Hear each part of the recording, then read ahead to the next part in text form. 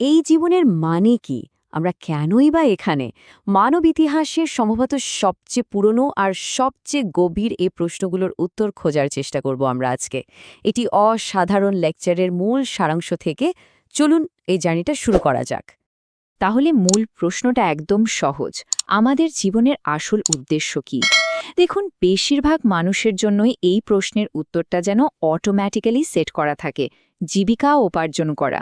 তাদের পড়াশোনা, ক্যারিয়ার, এমনকি প্রতিদিনের ছোটখাটো সিদ্ধান্তগুলোও কিন্তু এই একটাই কেন্দ্রকে ঘিরে ঘুরপাক খেতে থাকে। কিন্তু কোনো গভীর উদ্দেশ্য ছাড়া শুধু টাকার পেছনে ছোটা, এটা অনেকটা লক্ষ্য ঠিক না করে আকাশে তীর ছোঁড়ার মতো।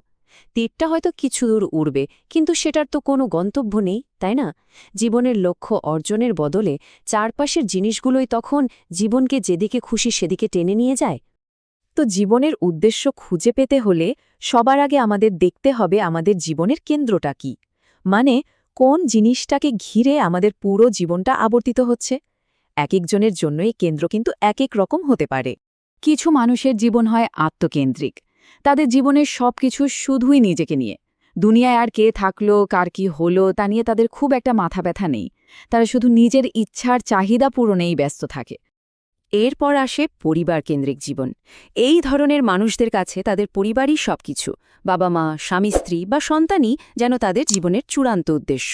আর পরিবারকে খুশি রাখতে গিয়ে তারা অনেক সময় ঠিক ভুলের পার্থক্যও করে না, এমনকি নিয়ম ভাঙতেও পিছপা হয় না। কিছু মানুষের জীবন আবার সমাজ কেন্দ্রিক। তাদের যে কোনো সিদ্ধান্ত নির্ভর করে লোকে কি বলবে বা সমাজ কি ভাববে উপকারে তার এলে উপর। শেয়ার করুন, মানে পরিবারের সাবস্ক্রাইব করতে বাইরের ভুলবেন না। লোকজনের আপনার মতামতই তাদের মতামত জানাতে জীবনটাকে কমেন্ট চালায়। করুন। আর এমন কিছু মানুষও আছে যারা প্রতিবেশী কেন্দ্রিক। তাদের জীবনটা যেন প্রতিবেশীর সাথে একটা না শেষ হওয়া প্রতিযোগিতা। এই নিয়ে কিন্তু একটা দারুণ গল্প আছে। গল্পটা ঠিক এরকম। একজন ফেরেশতা এক লোকের কাছে এসে বললেন, তুমি যা চাইবে আমি তোমাকে তাই দেব, কিন্তু শর্ত একটাই, তোমার প্রতিবেশী তার দ্বিগুণ পাবে। লোকটা ভাবল, বাহ, দারুণ তো। সে একটা রোলেক্স ঘড়ি চাইল, সাথে সাথে একটা পেয়েও গেল। কিন্তু তার প্রতিবেশী পেল দুটো। সে একটা মার্সিডিজ গাড়ি চাইল, প্রতিবেশী পেল দুটো। শেষে গিয়ে হিংসায় জ্বলে পুড়ে লোকটা ফেরেশতাকে বলল, আমার শেষ ইচ্ছাটা পূরণ করো, আমার একটা চোখ নষ্ট করে দাও। ভাবা যায় কেন? যাতে তার প্রতিবেশী দুটো চোখই হারিয়ে পুরোপুরি অন্ধ হয়ে যায়। নিজের সুখের চেয়েও প্রতিবেশীর ক্ষতিটাই তার কাছে বড় হয়ে গেল। সব শেষে কিছু মানুষের জীবন শত্রুকেন্দ্রিক। তাদের জীবনের বেশিরভাগ সময়ই কাটে শত্রু কি করছে, কি ভাবছে, তার বিরুদ্ধে কি করা যায় এসব চিন্তা করে। তাদের পুরো জীবনটাই যেন শত্রুর কাজের একটা রিঅ্যাকশন হয়ে দাঁড়ায়। এই যে এতগুলো কেন্দ্রের কথা বললাম, এর মধ্যে আজকের দুনিয়ায় বোধহয় সবচেয়ে কমন যেটা, সেটা হলো সম্পদ আর বস্তুবাদের পেছনে ছুটা। চলুন আমাদের আলোচনা এবার সেদিকে নিয়ে যাওয়া যাক। এই ধরনের জীবনধারার প্রতীকগুলো কি কি? দামি ঘড়ি, লাক্সারি গাড়ি, প্রাইভেট জেট কিংবা বিশাল বাড়ি। অনেকের কাছে এগুলোই তাদের পরিচয়ের অংশ হয়ে দাঁড়ায়। এই জিনিসগুলো ছাড়া তারা যেন নিজেদেরকে ভাবতেই পারে না। আসল ব্যাপারটা বুঝতে এই স্লাইডটা একটু দেখুন। লেকচারার বক্তা নিজের উদাহরণ দিয়েই বলেন, তার হাতে ১৪০০ টাকার সাধারণ ঘড়িটাও একদম ঠিক সময় দেখায়, আবার একটা লক্ষ টাকার রোলেক্স ঘড়িও কিন্তু একই কাজ করে। তাহলে পার্থক্যটা কোথায়? পার্থক্যটা আসলে কাজে না, পার্থক্যটা হলো স্ট্যাটাস বা মর্যাদা দেখানোর মধ্যে। সম্পদের সাথে মানুষের সম্পর্কটাকে মোট ৪ ভাগে ভাগ করা যেতে পারে। প্রথমত, কিছু লোক আছে যারা সামর্থ্য না থাকা সত্ত্বেও ধার করে বা চুরি করে বিলাসিতা দেখায়, যা একেবারে নিষিদ্ধ। দ্বিতীয়ত, যারা সম্পদকেই জীবনের একমাত্র কেন্দ্র বানিয়ে ফেলে, এটাও নিষিদ্ধ। তৃতীয় ক্যাটেগরি হল যারা বিলাসবহুল জিনিস ব্যবহার তো করে কিন্তু সেগুলোর ওপর নির্ভরশীল না, যা অনুমোদিত।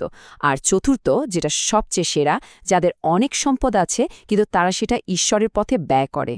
তাহলে এই সব ত্রুটিপূর্ণ কেন্দ্রের বিকল্পটা কি হতে পারে?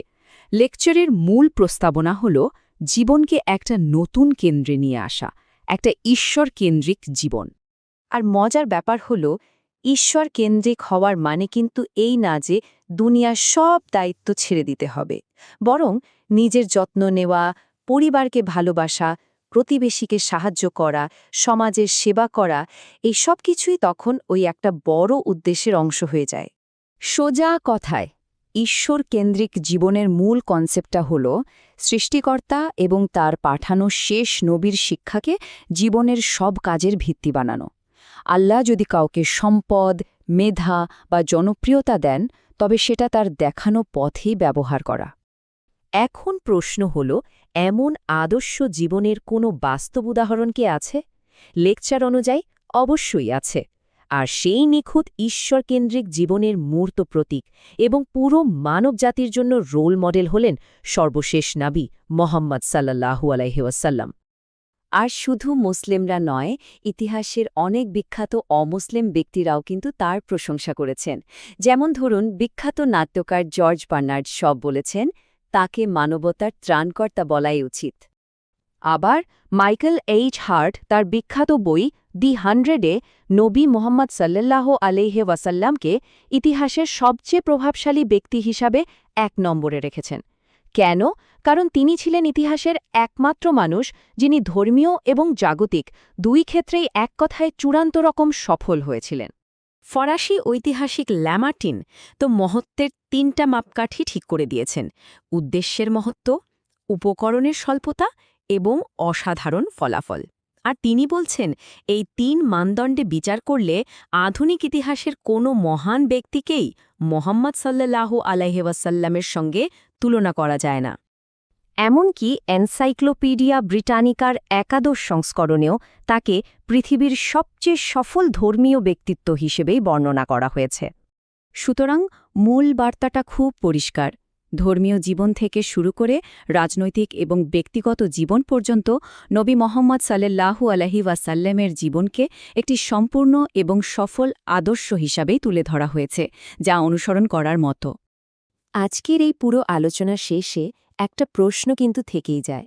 যদি কারো জীবন একটা গল্পের বই হতো, তাহলে সেই গল্পের মূল বিষয়বস্তু বা সেন্ট্রাল থিম কি হতো?